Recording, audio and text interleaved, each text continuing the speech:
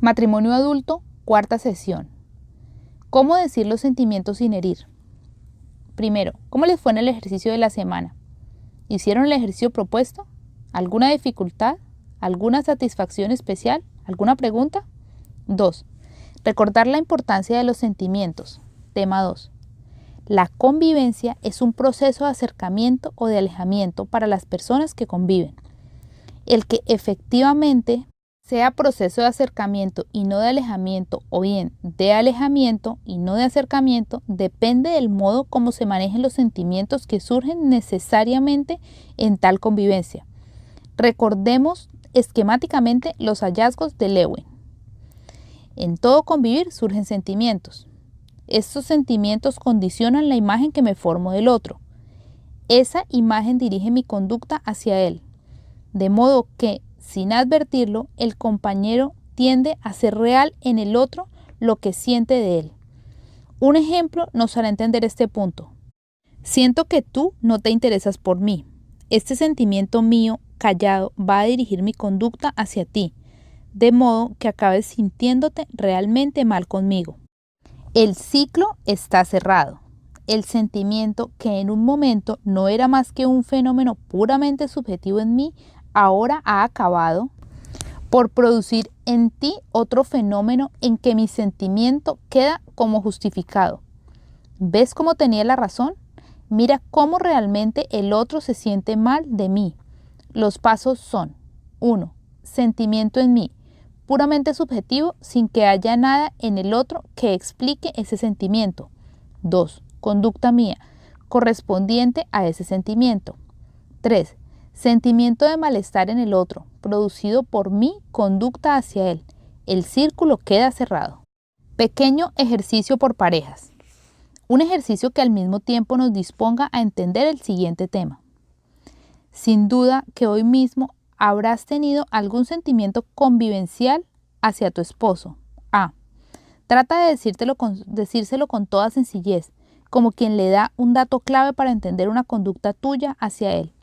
Procura que ni en las palabras ni en el tono haya inculpación de ti o del otro, ni justificación de ninguna clase, sino simplemente eso que buscamos, dar un dato que hace inteligible tu conducta.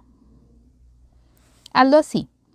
Primero, una cosa que te haya gustado hoy del otro.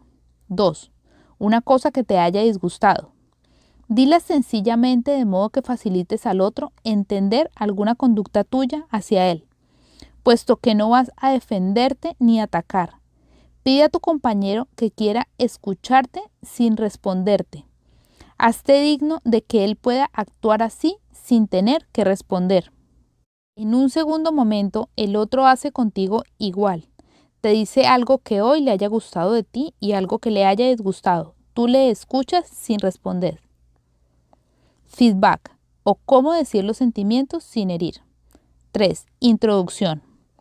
Cuando convivo, tengo mis conductas visibles no solamente para mí, sino también para el otro.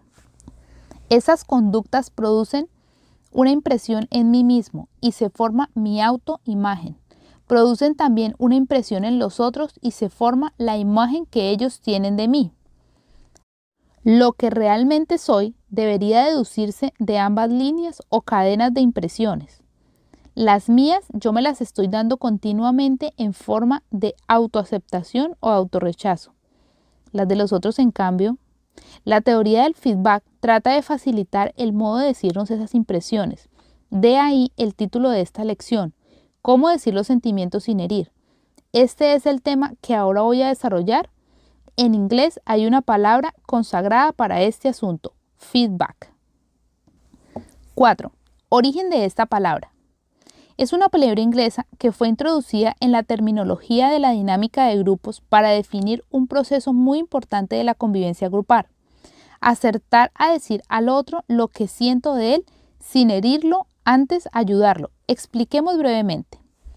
Feedback significa a la letra retroalimentación, retrovisión. También puede entenderse como eco de mi propia conducta. Se usa mucho para la cohetería espacial. refiriéndose a un mecanismo que regula la trayectoria de los cohetes.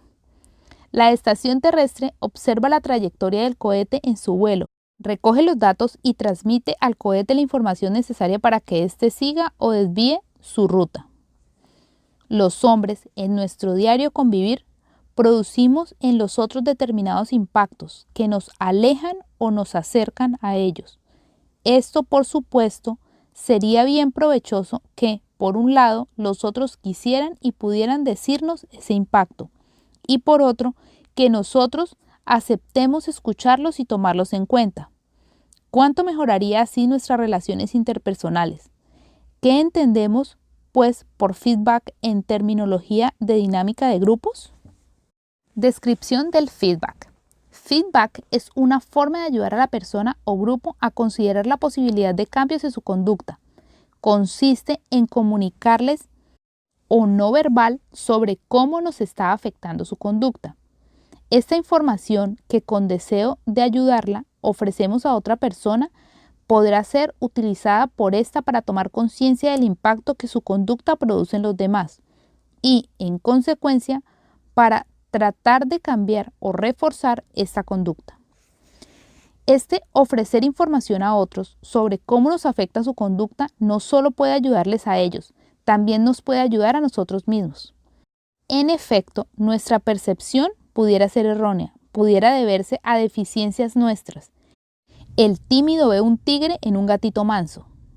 En este caso, los otros pueden ayudarnos a descubrir esas deficiencias de percepción, esa estructura honda de nuestra personalidad donde las percepciones son distorsionadas, y ello representa una ayuda grandísima para nosotros mismos.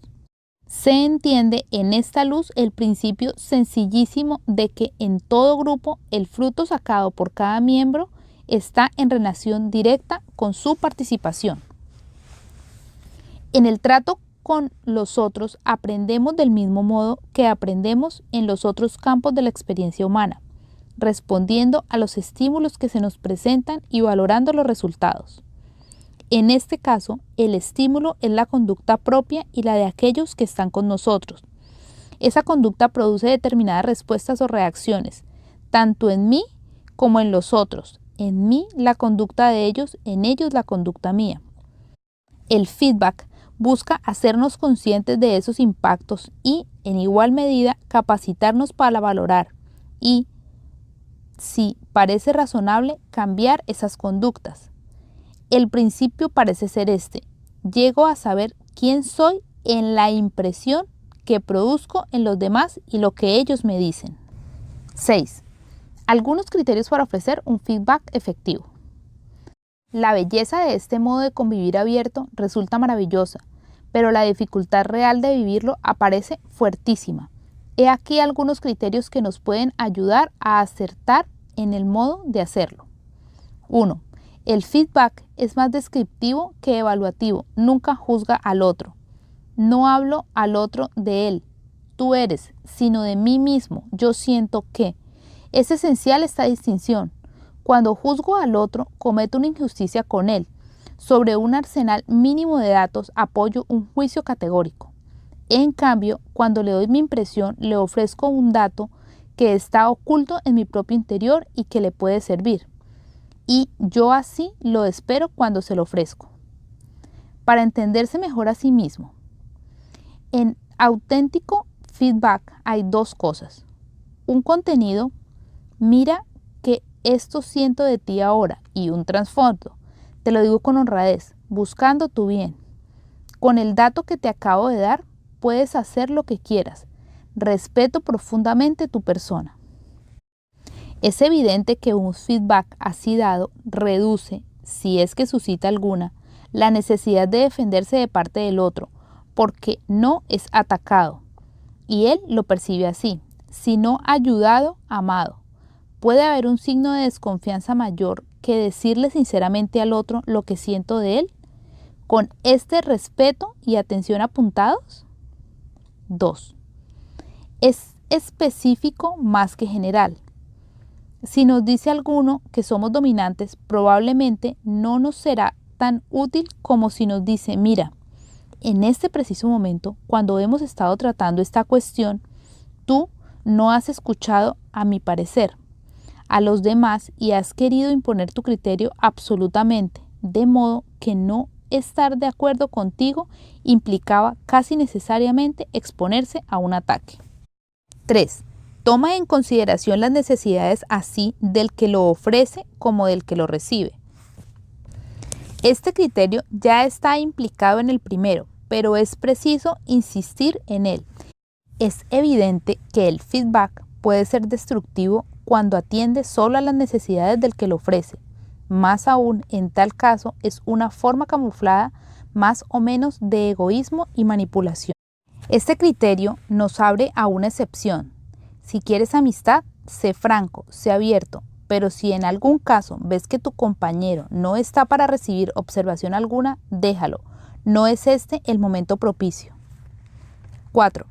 Está dirigido a aquellos comportamientos que pueden ser modificados. Señalar áreas débiles, donde la persona no tiene ningún control, equivale normalmente a aumentar su frustración y ello inútilmente.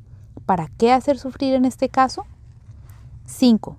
Debe ser solicitado antes que impuesto. Es evidente que la persona está tanto más dispuesta a recibir feedback, cuando más deseosa se muestre, ya de palabra, ya de conducta, de recibirlo. En este punto quiero hacer una observación de mi propia experiencia. No suele ser señal de un querer verdadero, igual capaz de escucharse y defenderse ni justificarse, el levantarse a pedir que yo quiero que me digan lo que cada uno siente de mí. Ese modo de solicitar el feedback suele ser más bien intimidar y retraer. En cambio, es tremendamente efectivo en la línea de petición de ayuda el escuchar lo que incidentalmente le van diciendo, sin defenderse ni justificarse. La persona que así procede es como si estuviera diciendo, gracias por el dato que me das, trataré de tenerlo en cuenta. Esta actitud es la forma más eficaz de pedir el feedback. 6. Debe ser ofrecido en el momento preciso. Puede decirse que, como regla general, es mucho más efectivo el feedback cuando se ofrece inmediatamente después de la conducta, dependiendo, de nuevo la regla TES, de la disponibilidad receptiva del oyente por un lado y por otro de la libertad interior, ausencia de juicio o impulso de dominación del que lo ofrece. Es evidente que un feedback ofrecido airadamente no es un feedback, ni tampoco ofrecido cuando el otro no está en disposición interior de escuchar. 7. Debe ser comprobado para asegurar una buena comunicación. La mejor manera de hacer esto es pedir al oyente que repita lo que hemos querido decirle, o bien que él mismo de su propia cuenta acepte y quiere repetirlo. Una vez comprobada la buena comunicación, cabe recurrir al resto del grupo. ¿Son muchos los que tienen una impresión parecida? ¿Soy solo yo? La constatación de ambas preguntas puede ser de gran ayuda, tanto al que da como al que recibe el feedback e incluso al mismo grupo. Resumen. Una vida de grupo, matrimonial, familiar, comunitaria, supone correr, si se quiere que sea verdadera y honda, 2 riesgos. 1. Riesgo de atreverse a hablar. 2. Riesgo de atreverse a escuchar. Apenas pueden separarse ambos movimientos.